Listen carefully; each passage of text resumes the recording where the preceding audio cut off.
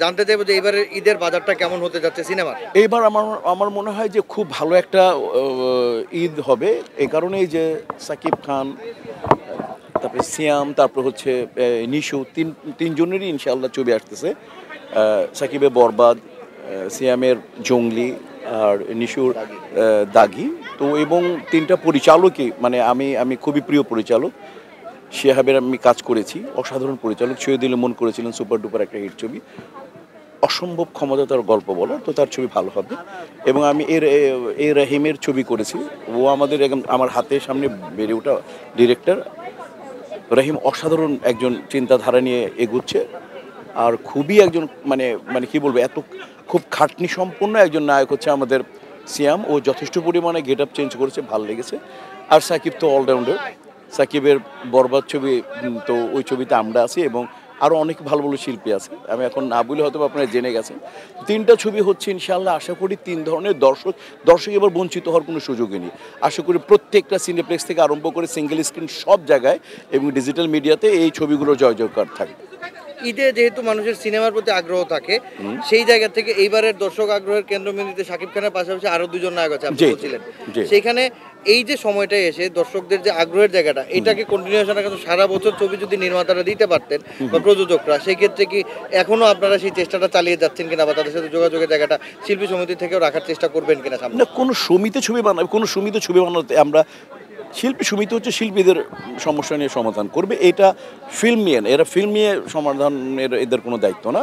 কারণ আমাদের যে ক্রাইটেরিয়া আছে, যে আমাদের যে অনুচ্ছেদগুলো আছে, যে সংবিধান আছে, এর শিল্পীদের স্বার্থ সংরক্ষণ করা। ফিল্ম বানাবে প্রডিউসাররা, ডিরেক্টররা, এবং সরকারি বেসরকারিভাবে ফিল্ম প্রমোট হবে, আরও বাইরের লোক বানাবে। আমরা ওই ক্যারেক্টারগুলোকে, আমাদের যদি যে আর্টিস্টগুলো ওই ক্যারেক্টারগুলো পাবে, ভালোভাবে তারা কাজ করবে, তারা নিয়ম শৃঙ্খলার মধ্যে কাজ করবে। শিল্পী সমিতি এই জায়গাটা ত্বরান্বিত করবে, যাতে কোনো প্রডিউসার, ডিরেক্টর, কোনো শিল্পী দ্বারা যাতে কোনো রকম মানে কোনো কী বলবো, যে সিস্টেমের বাইরে না যায়, এই সাহায্য করা। আর ফিল্ম বানাবে বেসিক্যালি প্রডিউসার অ্যাসোসিয়েশন।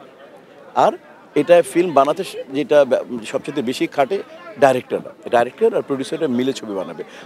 তো এই জায়গাটা শিল্পীদের চিন্তা, মানে শিল্পীদের ফিল্ম বানানো যে বলা হয়, এটা আসলে একটু ভুল চিন্তাধারা।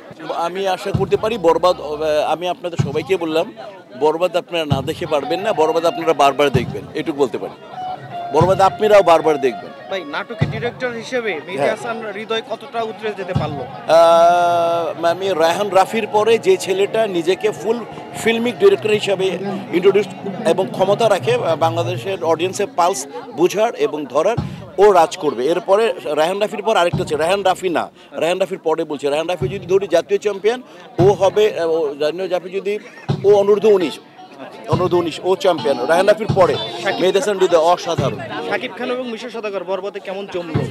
এটা এই আমাদের 25 বছরের ক্যারিয়ারে, আমার তো অনেক বেশি, 36 বছর ক্যারিয়ার, এই 24 বছরে সাকিবকে মানুষ ওর যে ক্যারেক্টার নতুন দেখা হবে, এবং আমার যে ক্যারেক্টার আমাকে এভাবে কেউ দেখে নাই, এটাও নতুন।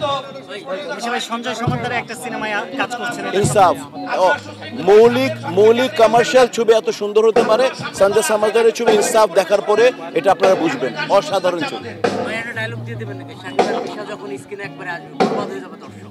না, এটা বলা যায় না।